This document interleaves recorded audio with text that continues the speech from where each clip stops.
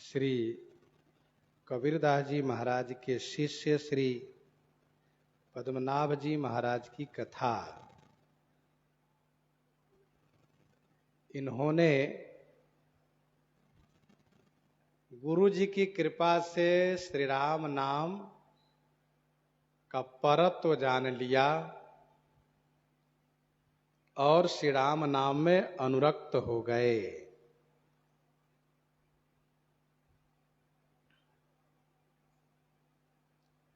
श्री पद्मनाभ जी महाराज बहुत बड़े विद्वान थे। जब ये शास्त्रार्थ के लिए चलते थे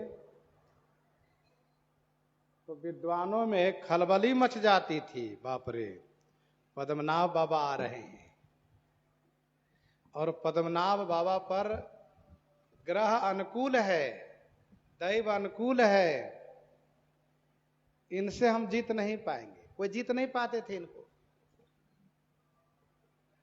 जहां जाएं विद्वान पंडित लोग हार मान जाए। जो शास्त्रार्थ करे वो भी हार जाए और जो हार जाए वो अपना विजय उनको लिख दे कि हम हार स्वीकार करते हैं। तो बहुत लोग शास्त्रार्थ करते थे, बहुत लोग बिना शास्त्रार्थ के लिख देते थे विजय पत्र, महाराज आप जीत गए, हम हार गए। और जब चलते थे श्री पद्मनाभ जी तो उनके साथ सैकड़ों बैलगाड़ी चलती थी। तब गाड़ी के जमाना था, तब गाड़ी का जमाना था, रथ का जमाना था, और अब यदि हो तो फिर कार की जमाना है। तो सैकड़ों बैलगाड़ी में पुस्तक लाद के चलते थे और साथ साथ उन विद्वानों को अपने साथ में लेकर चलते थे।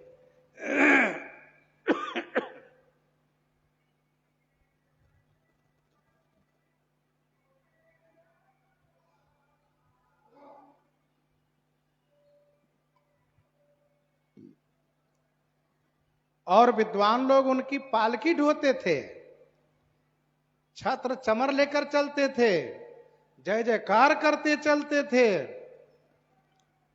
और कोई उनके सामने ठहर नहीं पाता था। एक जमाना था वो।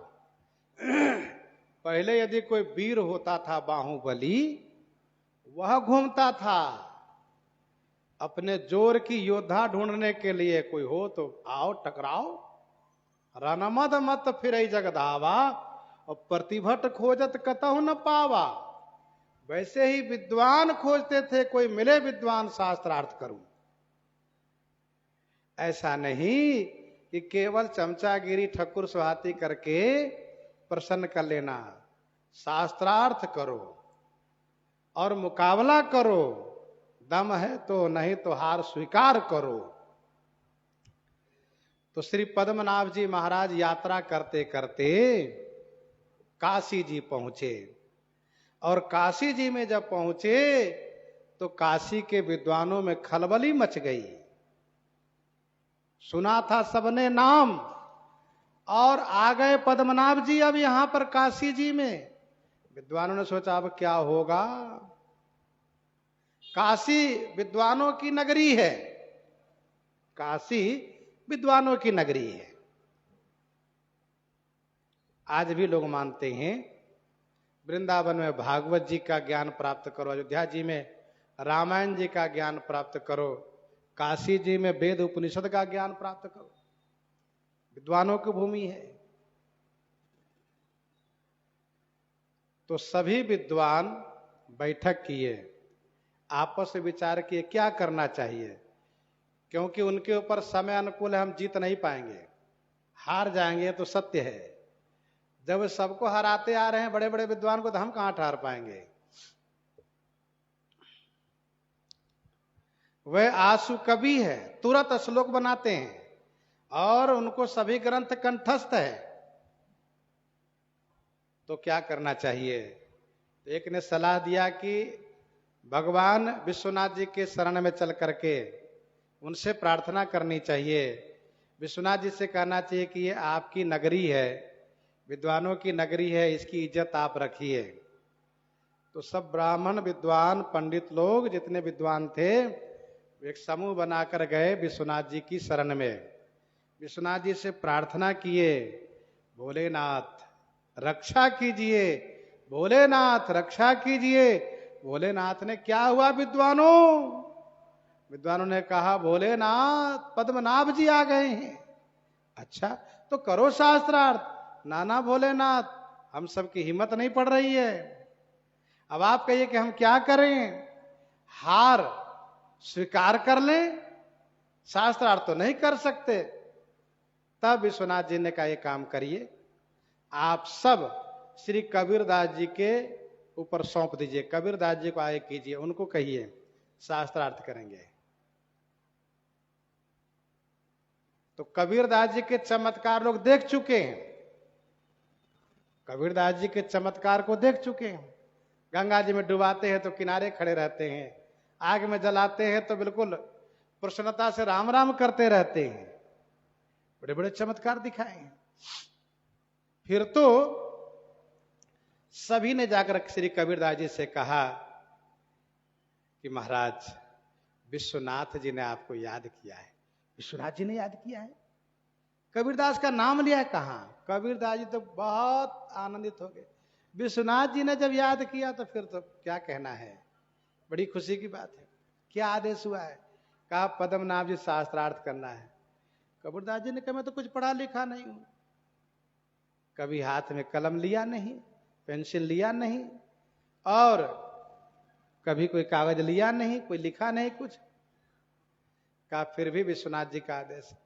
तब श्री कबीरदास जी ने कहा विद्वानों, जब विश्वनाथ जी ने कहा है तो भेज दीजिए हमारे पास श्री पद्मनाभ जी को, शास्त्रार्थ कर लेंगे। विश्वनाथ जी ने भेजा तो विश्वनाथ जी शास्त्रार्थ करवा लेंगे। कहा ठीक है। विद्वानों ने जाकर के श्री पद्मनाभ जी से कहा, हे महामहिम विद्वान शिरोमणि और शास्त्रार्थ विजेता, आप काशी जी में आए हैं, काशी में आपका स्वागत है। और यहां काशी विद्वानों की नगरी है। आप एक एक से शास्त्रार्थ करिएगा तो आपको लंबा समय लगेगा, श्रम भी होगा, क्योंकि एक हारने के बाद दूसरा फिर शास्त्रार्थ करेगा, छोड़ेगा नहीं यहां आपको। हम लोगों ने विचार ये किया है कि आपका थोड़े काल में शास्त्रार्थ हो जाए, लंबा समय न लगे, इसलिए हम लोगों ने ये निर्णय किया है कि हमारे सबसे वरिष्ठ, सबसे श्रेष्ठ, आदरणीय, पूजनीय गुरु जी के समान श्री कबीरदास जी महाराज हैं, उनसे शास्त्रार्थ आप कर लीजिए। वे विजयी हो गए तो हमारी जीत होगी, वे हार गए तो हमारी हार होगी। तो पद्मनाभ जी ने कहे तो बहुत बढ़िया बात है, ठीक है, एक ही से शास्त्रार्थ करना पड़े तो बहुत बढ़िया बात है। कहा उनको बुला लाओ हमारे पास। तो विद्वानों ने कहा देखिए वो परम विरक्त भी है, परम विद्वान है, परम तपस्वी है, उनको शास्त्रार्थ की शौक नहीं जो आपके पास आएंगे, आपको चलना पड़ेगा वहां। तो कहा ठीक हम चलते हैं। भाई देखो जिसको जिस चीज की नशा होती है, अब उनको विजयी होने की नशा है तो चाहे जहां जाना पड़े कोई बात नहीं। पद्मनाभ जी आए, कबीरदास जी उठकर उनको स्वागत किए, सत्कार किए, जल पिलाए, सम्मान किए, कुशल प्रश्न हुआ। तो पद्मनाभ जी ने सोचा हैं बड़े सज्जन, व्यवहार खूब निभाना जानते हैं। तो पद्मनाभ जी ने कहा कुछ पूछिए। तो उन्होंने कहा हम क्या पूछे आपसे, हम कुछ पढ़े लिखे तो है नहीं। तो कहा कुछ पढ़े लिखे नहीं है। तो पद्मनाभ जी ने ये सोचा ये इनकी शालीनता है, ये इनकी निराभिमानिता है, जो कहते हैं हम कुछ पढ़े लिखे नहीं है। जो कहते हम है वो कुछ नहीं है, जो कहते हम नहीं है वही सब कुछ होते हैं। तो पद्मनाभ जी ने सविनय कहा आप कुछ पूछिए, हम उत्तर देंगे, तभी तो शास्त्रार्थ माना जाएगा। तो श्री कबीरदास जी ने कहा बहुत कुछ तो नहीं जानते हम, लेकिन हम आपसे शास्त्रार्थ की दृष्टि से नहीं पूछ रहे हैं। मेरे मन में एक जिज्ञासा है, एक प्रश्न है, आप उसका समाधान कर दीजिए विद्वान श्रेष्ठ श्री पद्मनाभ जी। तो श्री पद्मनाभ जी ने कहा आप जिज्ञासा कीजिए, कुछ भी पूछिए। देखिए शास्त्रार्थ में कोई जरूरी नहीं कि बहुत गंभीर विषय पर प्रश्न किया जाए, सामान्य विषय घरेलू बात भी पूछ दिया जा सकता है। मंडन मिश्र जी की धर्म पत्नी श्री भारती जी ने आद्य जगत गुरु भगवान शंकराचार्य जी से पारिवारिक बात ही तो पूछ दिया, घरेलू बात।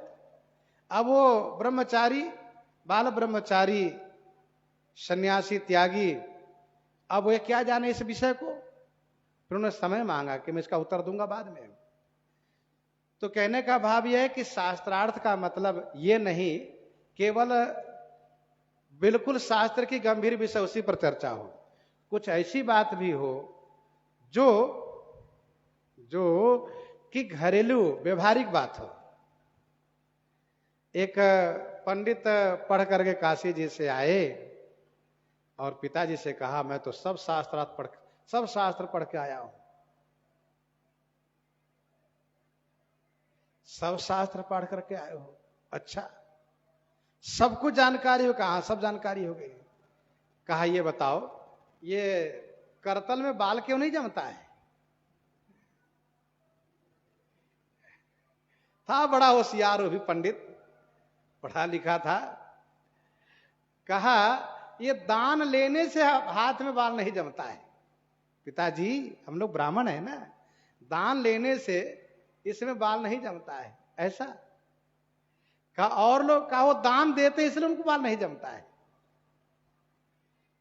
खुश हो गए वो। तो कुछ बातें ऐसी है कि जरूरी नहीं कि शास्त्र में लिखा हो, कुछ बात ऐसी भी होती है कि व्यवहार में समझना पड़ता है। इसलिए शास्त्रार्थ के लिए लोक वेद दोनों का ज्ञान होना चाहिए, व्यवहारिक ज्ञान भी होना चाहिए। तो कबीरदास जी ने कहा कि पंडित जी ये बताइए कि आप समझ के पढ़े हैं कि पढ़कर समझे हैं?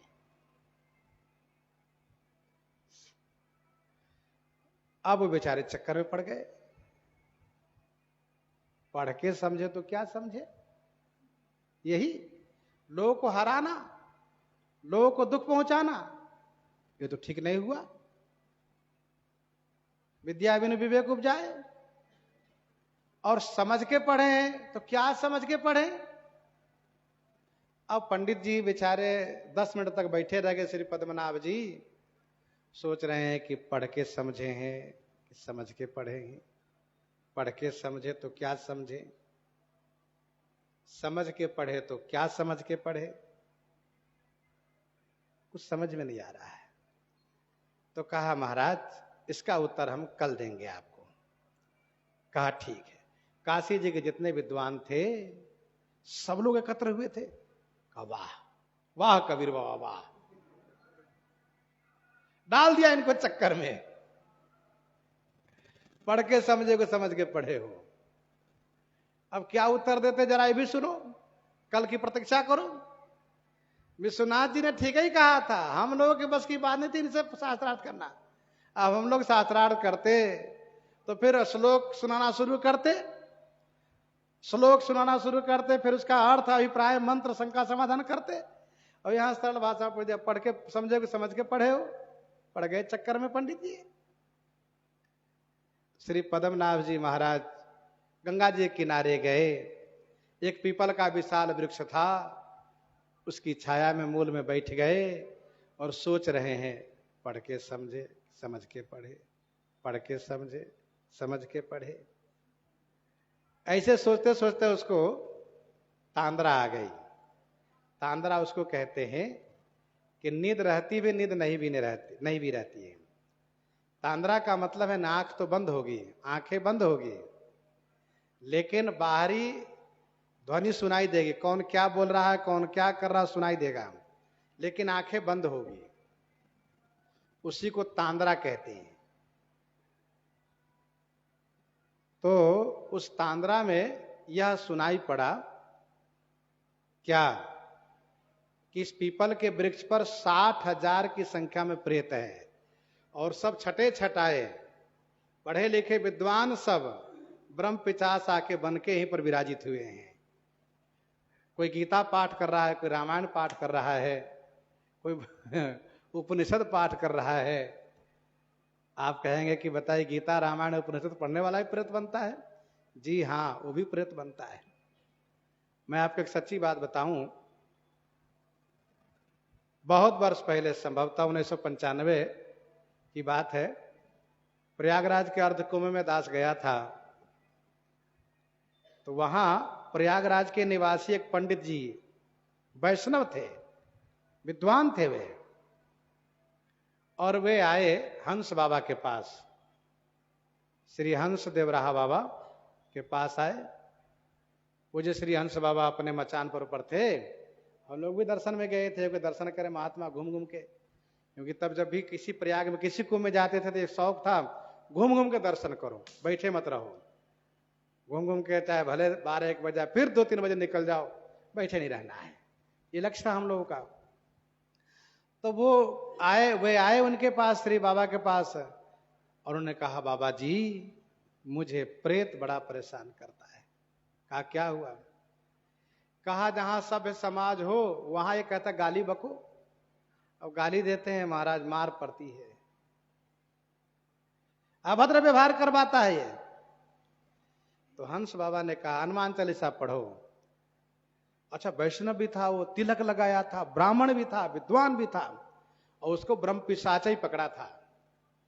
ब्राह्मण विद्वान यदि प्रेत बनता हो तो ब्रह्म पिशाच होता है वो। तो शिकायत कर ही रहे थे वे, किसी बीच प्रेत आ गए, प्रेत की छाया उन पर आ गई, और ये हनुमान चालीसा छोड़ के बड़बड़ाने लगे और कहा कि शिकायत कर रहे हो, चलो अभी खबर लेता हूं। तो उसने कहा देखो महाराज, देखिए महाराज आ गया। तो हमारे साथ में एक महंत थे, वो भी भूत प्रेत झाड़ते थे। कहा इसको यदि मैं अकेले पाऊं तो इनको उतार दूं भूत। तो हमने कहा कि आप अपने पास बुला लीजिए, बाबा के पास इन्हें कल्याण नहीं हो रहा है। तो फिर थोड़ी देर तक हम लोग वहां थे, फिर बाबा ने कहा बैठो, अब क्या हुआ नहीं हुआ, फिर हम वहां से चल दिए। कहने का अभिप्राय है कि पढ़ा लिखा विद्वान भी ब्रह्म पिशाच बनता है, और वो पाठ करता है भाई, जो उसका अभ्यास बना हुआ है, जो अभ्यास बना है। मान लो हम लोग जब है, हम लोग जैसे जीवन भर रामायण पढ़ रहे हैं, भूत बनेंगे तो रामायण ही पढ़ेंगे, कहां जाएंगे? तो भूत प्रेत क्यों बनता है? इसका कारण यह है कि जैसे कि विद्वता का अहंकार हो गया, विद्वता के अहंकार में औरों का अपमान करना, अनादर करना, ये प्रेत बनने का कारण बनता है। तो पद्मनाभ जी ने सुना कि इस पीपल के वृक्ष पर 60,000 की संख्या में प्रेत रहते हैं, और उसमें एक डाली खाली थी, जो मोटी डाली थी वो खाली थी। तो काशी के एक विद्वान मर करके ब्रह्म पिशाच बन के भी वहां पहुंचा, समाज वही है इसलिए वही पहुंचा।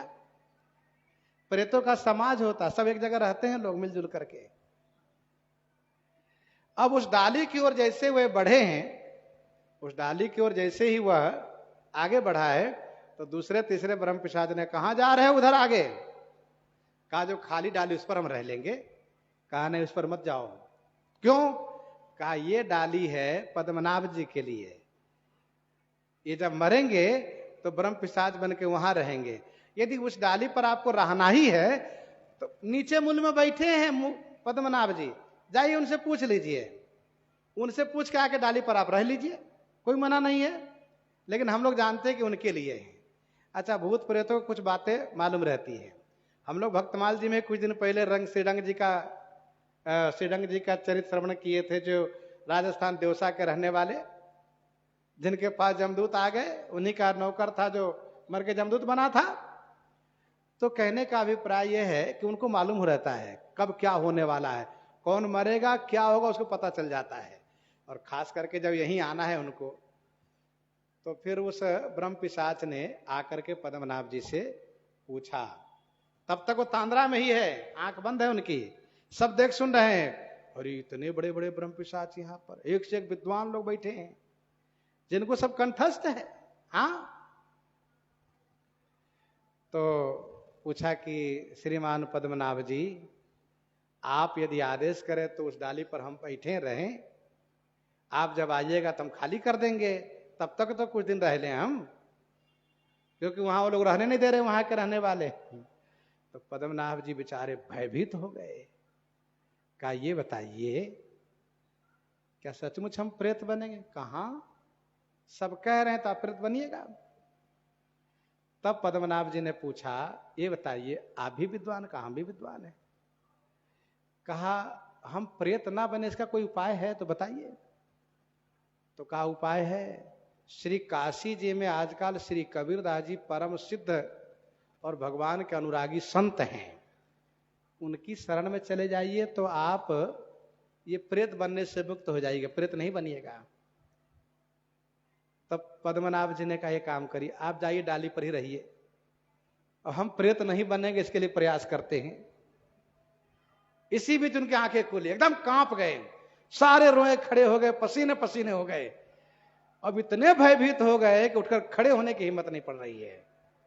बाप रे, सब इसी पर, सारा प्रेत यही पर निवास, 60,000 की संख्या में, और हम भी प्रेत बनेंगे।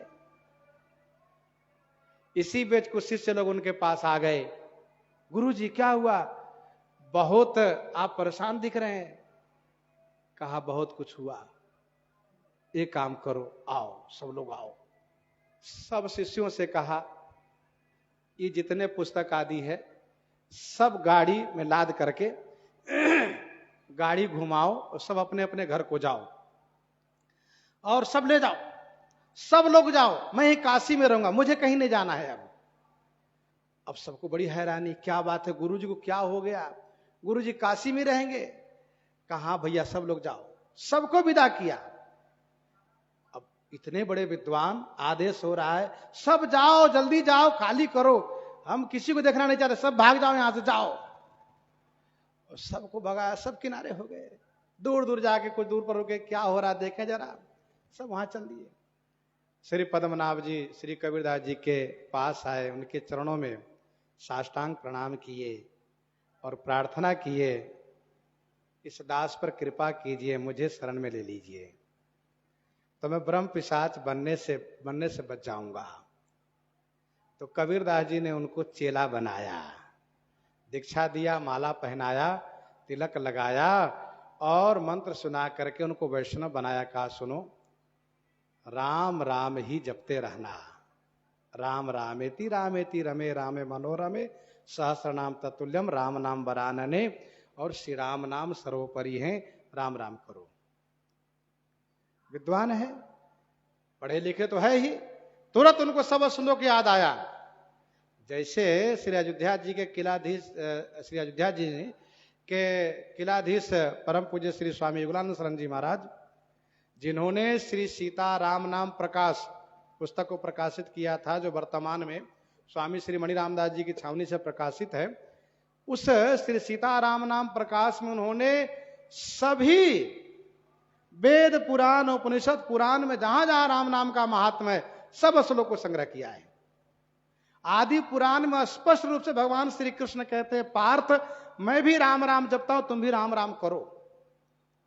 और कौन ऐसा है जो राम राम नहीं करता, सब राम राम करते हैं। इस बात की पुष्टि उस पुस्तक में की गई है, और सब प्रमाण, ऐसा नहीं कि कपोल कल्पित बात है, कपोल कल्पित बात, सो बात नहीं है।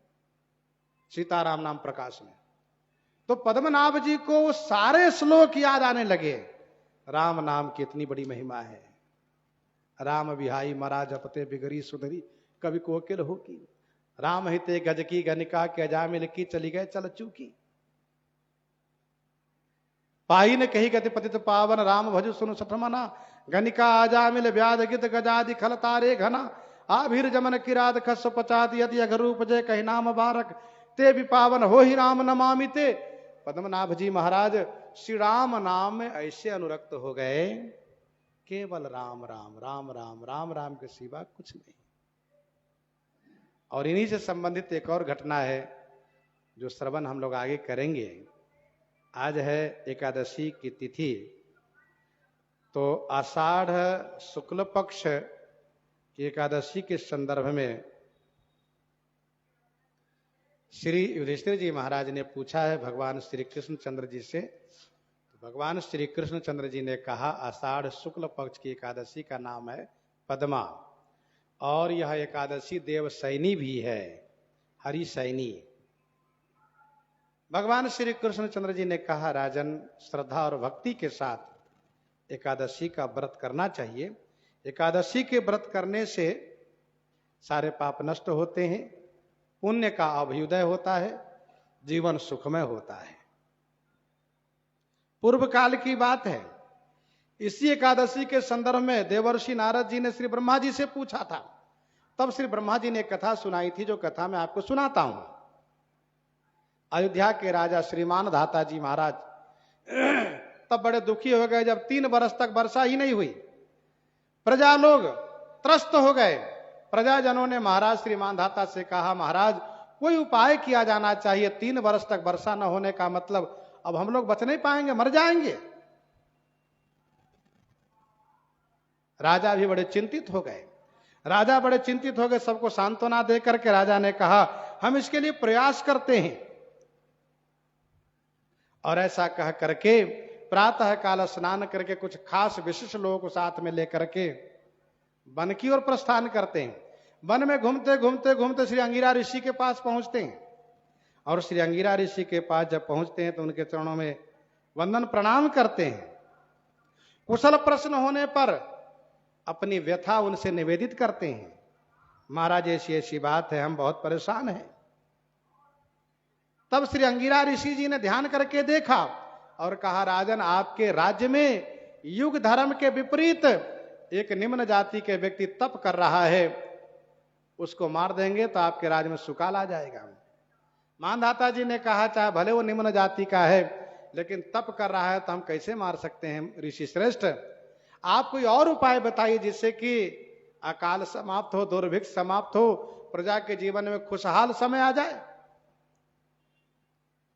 तब श्री अंगिरा जी ने कहा, आषाढ़ शुक्ल पक्ष की जो पद्मा एकादशी है, उस एकादशी का व्रत यदि आप विधि पूर्वक करते हैं तो उसके प्रभाव से सुंदर वर्षा होगी और फिर सुकाल आ जाएगा, सुखमय समय सबके जीवन में आ जाएगा। राजा मानधाता ने श्री अंगिरा ऋषि जी के बताए गए मार्गदर्शन के अनुसार एकादशी का व्रत किया है और एकादशी के व्रत के प्रभाव से खूब वर्षा होने लगी है और फिर सबके जीवन का कष्ट समाप्त हो गया है। युधिष्ठिर जी ने पूछा कि आपने कहा देव सैनी, हरि सैनी, एकादशी का मतलब क्या है? तो भगवान श्री कृष्णचंद्र जी ने कहा, आज एकादशी के दिन हम शयन करते हैं और आज से ही इस एकादशी से चातुर्मास व्रत प्रारंभ होता है। चातुर्मास व्रत ब्राह्मण, ऋषि, मुनि, महात्मा सब करते हैं। पहले सब किया करते थे। किसी एक गांव में किसी एक जगह जाकर के 4 महीने तक चातुर्मास करते थे। और उसमें क्या है, नियम, भजन, पूजन, विशेष रूप से भजन कीर्तन करते हुए कथा सत्संग सुनाना और इसके बाद विशेष रूप से सत्कर्म में सबको प्रवृत्त करना, ये उद्देश्य था। हवन, पूजन, यज्ञ करना। ये चातुर्मास, क्योंकि 4 महीने तक विशेष वर्षा का समय है, सब मार्ग अवरुद्ध हो जाता है, इसलिए चातुर्मास करते हैं। तो भगवान ने कहा, राजन, मैं शयन करता हूं, इसलिए हरि शयनी एकादशी व्रत कहा जाता है। आज के दिन ही मेरे स्वरूप को सुंदर समलंकृत करके सफेद बिस्तर सेज लगा करके और सफेद कपड़े पहना करके शयन कराना चाहिए और फिर इसके बाद विशेष रूप से नियम का अनुष्ठान करना चाहिए और दान आदि करना चाहिए। फिर भगवान श्री कृष्णचंद्र जी ने कहा कि इसके समय आने पर फिर करवट भी मैं बदलता हूं, परिवर्तनीय एकादशी, और फिर इसके बाद एक एकादशी आएगी देव उत्थानी, उस दिन हम उठते हैं, जगते हैं। इस प्रकार से आषाढ़ शुक्ल पक्ष की जो एकादशी है वह देव शयनी एकादशी भी है। सूर्य जब कर्क में स्थित होते हो तब शयन करा जाता है, शयन कराया जाता है, और तुला पर जब सूर्य जाते तब उठाया जाता भगवान को। इस प्रकार से भगवान श्री कृष्णचंद्र जी ने एकादशी की महिमा सुनाया है महाराज श्री युधिष्ठिर जी को। इन्हीं के साथ आज सीताराम सीताराम सीताराम।